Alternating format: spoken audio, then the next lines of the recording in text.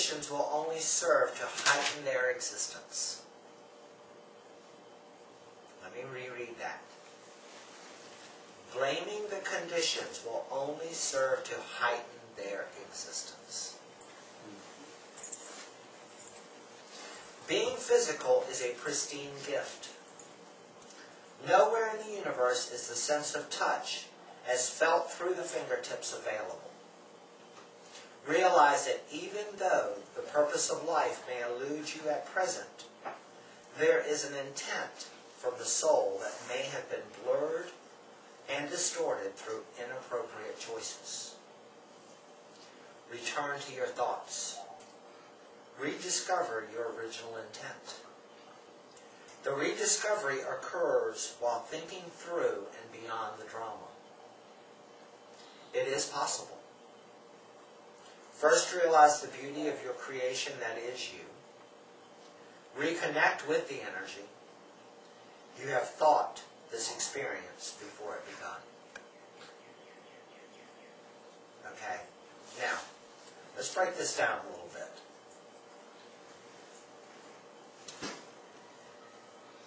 This is saying that without the total package that comes with flesh and bone, you would not be able to touch, taste, feel, or experience life. Now, with that total package comes another aspect, the conditioned self. All of the little mini eyes.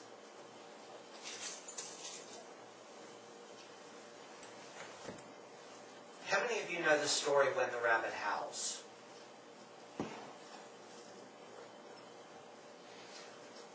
Trudy Chase.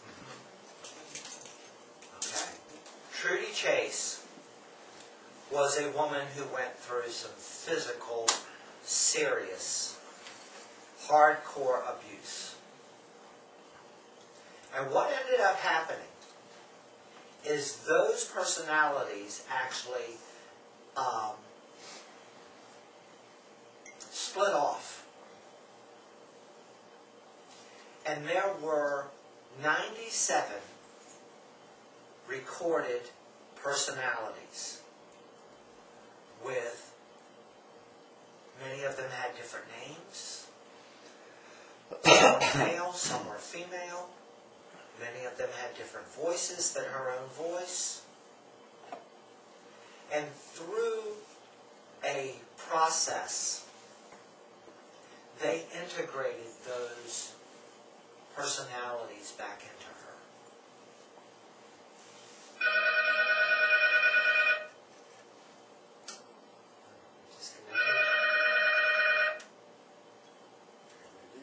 You there?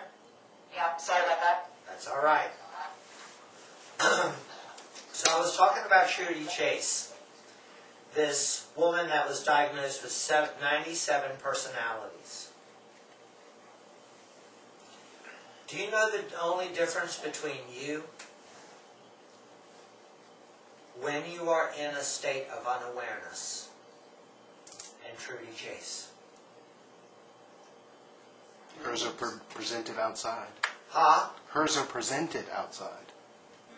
She had a doctor that labeled it. That's it. Oh, okay, I was going to say the name. Yes. She had a doctor that labeled it. She had a doctor who labeled her as multiple personalities. And I am here to tell you that in a state of unconsciousness and unawareness, you are not a damn bit different. It all manifests in one way or another. Yes. Arthur, you said that they extended outside themselves? She presented them outside, externally. Versus most of us had the internal dialogue going on. She was actually showing you, this is my internal dialogue outside. And I would stand to reason that in a state of unconsciousness and unawareness, that is still no different. We do the same thing.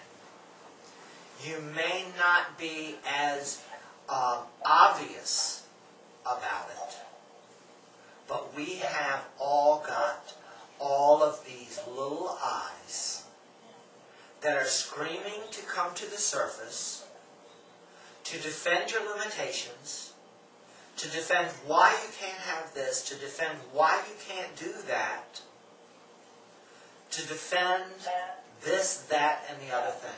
She just gave her different personas actual names, and they took on more character and personality. But we still, in our expression of unawareness, can act out in ways that can be just as obvious. We are just, most of the time, not calling ourselves Bob or Susie or Bobbert or whatever when we're doing it. That's right. But we are still having the behaviors. Yes. We are still having the behaviors. We may not have the names that accompany them. But a lot of you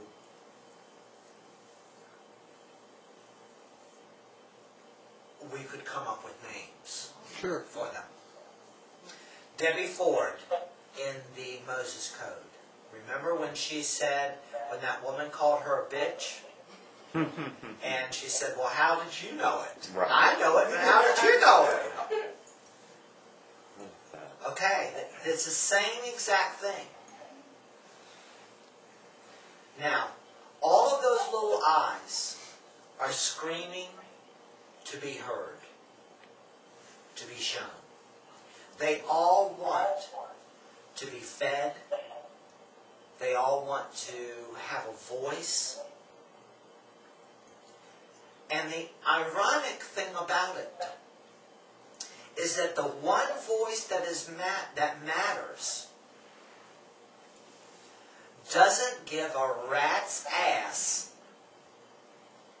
whether it is heard, acknowledged, or given a voice to. The one voice that matters, you can't hear it because of the other ones are screaming so loud at you, telling you this, that, and the other. And that voice doesn't care. And when you don't acknowledge the other voices, what happens to them? Okay, the question is, when you don't acknowledge, what happens to them? There is a vast difference between acknowledgement and ignoring them, pretending that they're not there. I don't want you to pretend that they're not there. They are there. But if you don't, okay, you acknowledge that they're there. You don't give them any more energy than the acknowledgement. What happens? They dissipate? Okay, yes.